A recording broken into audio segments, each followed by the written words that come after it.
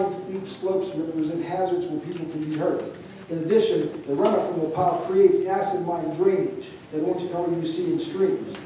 Currently, there's no way to prevent the spread of this arsenic in the dust, prevent people from getting hurt on the steep slopes, or minimizing the acid mine drainage created by the boning. Controlling these issues is very simple by grading the piles into relatively flat terrain and then placing clean soil over it to prevent dust and runoff. There are readily available grants that Cecil can use to grade and cover the boning so humans can no longer be exposed. That's a better option than calling it off like they did originally. And where was it taken to? Yeah. East Liverpool, Ohio. Sorry about that lot. D is the actual 22-page agreement of sale or purchase for the real estate. E is the actual consent order and agreement for the DEP that brings them into the agreement as a third party and grants the township full immunity and call it relief from liability. So if you go to F, we're just going to go over a couple of points in the sales agreement, which is D. So if you go to the sales agreement is not doesn't have a page number. You turn about 8 pages back on D, you'll see some blue highlighted areas. It's 4.51. It's Act 2 work. It says buyer, which is Cecil. You know, work Cecil the buyer. 4.51, it's in marked in blue. Act 2 work. Buyer, which is Cecil, shall be responsible for conducting all necessary investigations, characterizations, remediation, and reporting activities on the land to obtain an Act 2 release from the DEP. And to perform all necessary work to obtain an Act 2 release for the entire property, including but not limited to all the activities set forth in the plan, and you'll see the plan later.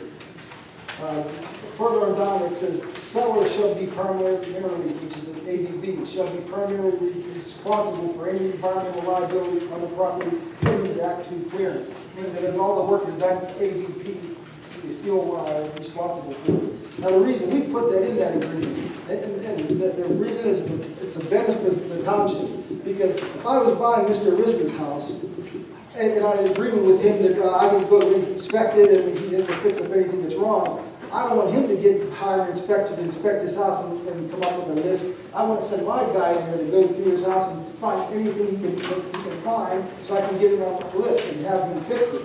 And then on the next step, I wouldn't want him to hire the contractor to fix those things on the list. I want to send my own contractor in there to fix the things on his house before I buy it. So that's what that area is, why the township insisted on, we want to be responsible. We want our two technical guys to go in there, our testing guys, our labs to do all the work. We were kind of criticized saying, why did you do that work for ABB? We insisted that we wanted to be in control. If you go to 4. Just said ABB, that's what you wanted, and still make them do it? They want to sell it that bad, they didn't do it. We don't want them to do it for us. We wouldn't let them do it for us. But you should, they're saving money. Achieve the results, is what he's trying to say, I think, right? You don't want ABB to have the opportunity to achieve the results and say something. Well, no, if we're going to do that, but no, our people are going to do it. Our professionals, not their professionals. Right. That just makes sense. Go to 4.51. Do that. I guess 4.53, the maximum cost of the township. And this is again in the sales agreement. And it's just reiterated again. Consideration for the sale of the property, buyer shall be responsible for the first $450,000 in Act 2 work, cost and expenses. Work costs and expenses above $450,000 shall be the seller's responsibility. The buyer will investigate and pursue public grants and defray its costs. Any such grants shall be credited against the buyer's $450,000. In other words, it doesn't go towards ABB's share unless there's anything extra that the DEP gives. In the event, again, in the event that Act 2 release cannot be obtained, buyer may terminate this agreement when the seller shall reimburse all costs and expenses. If you go to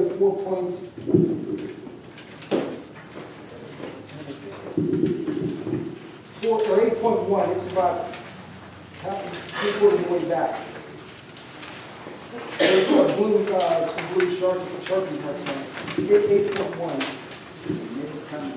And the reason reason I just mentioned this in this agreement is because we do have 3 members that are attempting to get out of the agreement. And there is a permitted termination in this agreement. And the permitted termination is that if Act 2 clearance cannot be had for the property, then the agreement's over. It talks about the contingencies. One of the main contingencies that the township needs is that on 8.21, the receipt by Cecil Township of a fully executed consent order and agreement of an Act 2 release for all the land, including but not limited to soil, groundwater, and surface water associated with the land. So we've insisted on leaving Act 2 clearance for everything, we're not going to take it. If you go to the next page, 8.4, and again, I'm not going to read any of that to you. If there's a default by the buyer for any reason other than the permitted termination, it's going to cost the township a lot of money.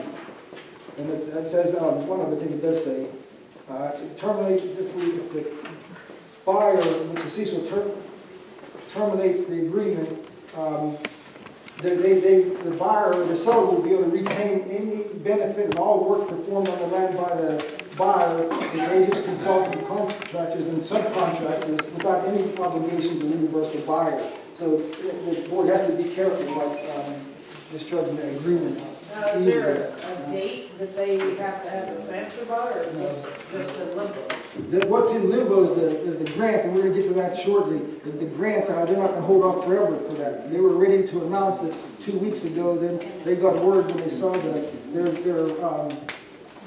press people were preparing a press release for the papers, and their press people saw that article in the Observer where it looks like the Cecil Township is now not interested in that property anymore, which means that they didn't get the grant. And I don't blame them. If the township isn't going to take that property, they're going to give that grant to somebody else.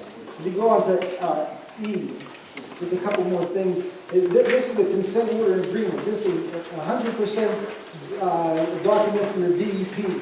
At the beginning, it just talks about the parties and the property, everything they see. You can read page 2 yourself. Everything they saw that was done to the property, everything they know about the property. But I need you to go to page 3, just for one point. Very top, the red dot. The DEP is stated that ABB has voluntarily monitored the groundwater at the site since 2000. When they got that Act 2 clearance in 1996, they only had a monitor for, I think, 3 years following that clearance, and then they didn't have to monitor it anymore. The DEP says they've done it voluntarily. Page 4, that whole paragraph, sometimes you can read it yourself, but it's about the main plant area where all the buildings were and where all the chemicals were spilled and dumped and buried. And it just talks about what was done at that area. And this is the DEP's version of what happened in that area, how it was cleaned. But the important part, they talked about how 20,000 yards was excavated and treated and placed back in the result of excavation. A total of 232 confirmatory soil samples were collected following that remediation. The soil analytical results were detailed in Phase 4 soil remediation report and reported soil compliance with the Act 2 requirements at that time. So the department approved final report soils on June 13, 1996 for the remediation that involved the excavation, treatment, and on-site placement of the soils that were contaminated with those chemicals. But that was after they burned the soil? Yeah, however they treated it. Someday we'll have a professional that can answer those. But on June 13, 1996, the approval assumed the soil would remain on site, and prior to any excavation of the soil, an evaluation must have been made for its suitability for other uses. And this is what's important here. The June 13, 1996 approval did not give relief from liability protection under Act 2 since the soil standards had not been promulgated, which means made known for the contaminants that were identified.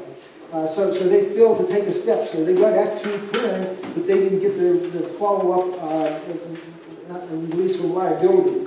But then, nevertheless, by letter dated January 22nd, 2007, from John Matvia, the department compared the 1996 soil sampling attainment results with the Act 2 soil statewide health standards and found that attainment of those standards was demonstrated in the main plant area, identified in the Act 2 final report in 1996. And therefore, CECAST, the predecessor to ABP, attained Act 2 liability relief for the soils identified in the 1996 report.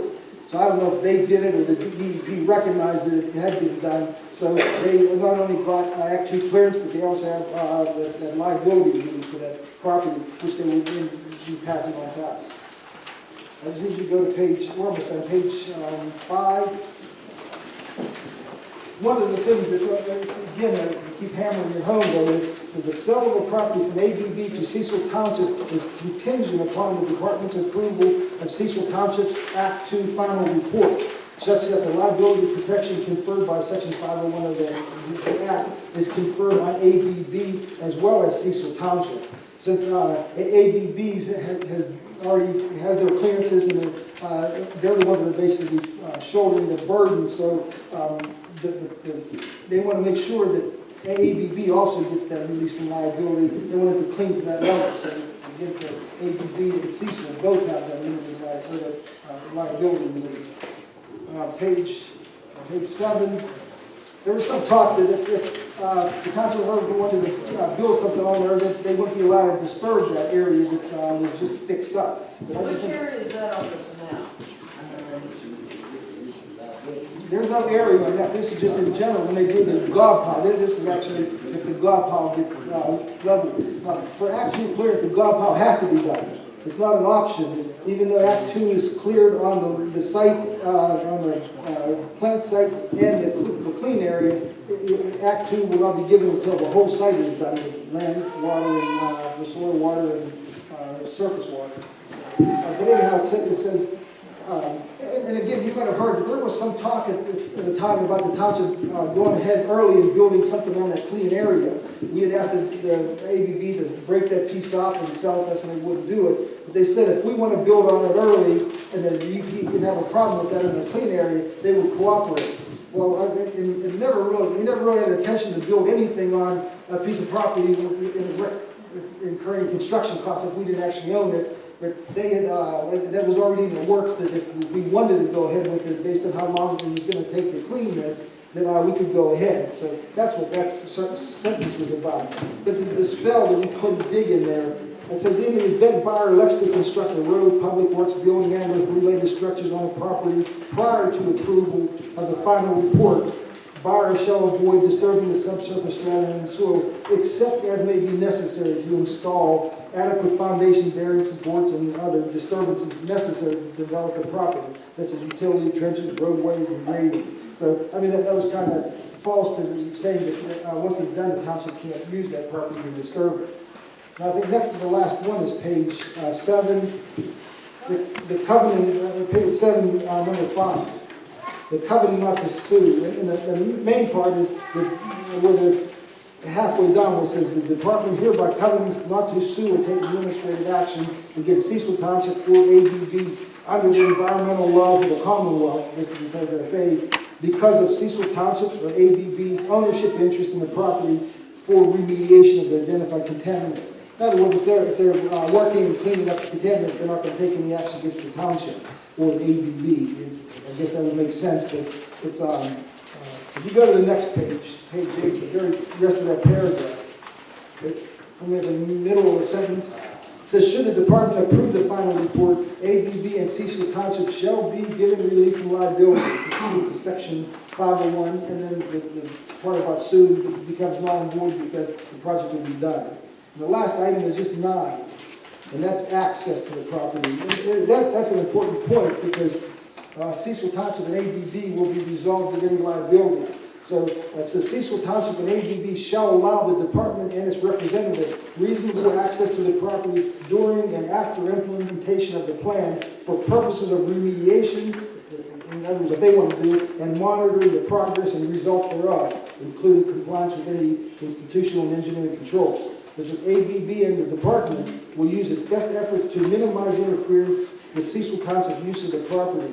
However, in this agreement, however, nothing in this agreement shall limit the department's statutory rights regarding access to the property for any purpose, including but not limited to investigation and or remediation of any remaining contamination.